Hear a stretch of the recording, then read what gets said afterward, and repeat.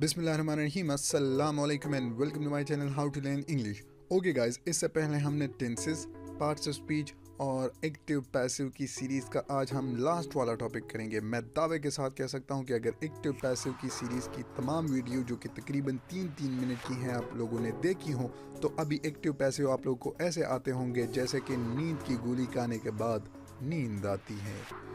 इसीलिए आप लोगों से रिक्वेस्ट है कि बेसिक ग्रामर से रिलेटेड कंप्लीट कोर्स देखने के लिए आप हमारे YouTube channel how to learn English को सब्सक्राइब कीजिएगा।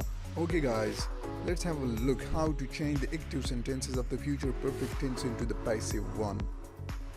ओके गाइस, तो सबसे पहले अगर हमारे पास फ्यूचर परफेक्ट टेंस का कोई सेंटेंस एक्टिव केस में होगा तो उसे पैसिव में चेंज करने के लिए हमारे पास अफर्मेटिव स्ट्रक्चर कुछ इस तरह से होगा कि subject will have been, shall have been, verb की तीसरी फॉर्म, फिर उसके बाद प्रीपोजिशन बाय और ऑब्जेक्ट। नेगेटिव बनाना बिल्कुल आसान है। सिंपली आप लोगों ने करना क्या है कि हेल्पिंग वर्ब के बाद नॉट लगाकर उसे आप लोगों ने नेगेटिव में चेंज करना है। Subject will not have been, shall not have been, third form of the verb preposition by and object. Interrogative बनाना बिल्कुल आसान है। सिंपली आप लोगों ने करना क्या है कि हेल्पिंग वर्ब को बाहर लिखना है और क्वेश्चन मार्क आखिर में ऐड कर देना है। तो आप लोगों का सेंटेंस जो होगा वो इंट्रोगेटिव में चेंज हो जाएगा। Will, shall, subject, have been, third form of the verb preposition by and object. Example को देख लीजिएगा। हमारे पास एक एग्जाम्पल है फ्यूचर परफेक्ट टेंस का कि he will have eaten an Apple.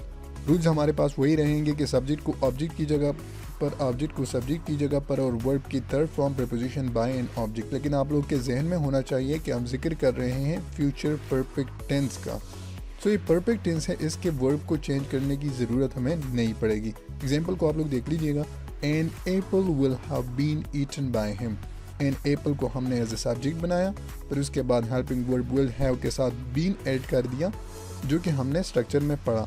फिर उसके बाद third form of the verb eaten, eaten चूँकि परफेक्ट टेंस है सो इसके वर्ब को हमें चेंज करने की ज़रूरत नहीं है। फिर उसके बाद प्रीपोजिशन बाय एंड ही का ऑब्जेक्टिव केस हमारे पास क्या है, वो हिम है।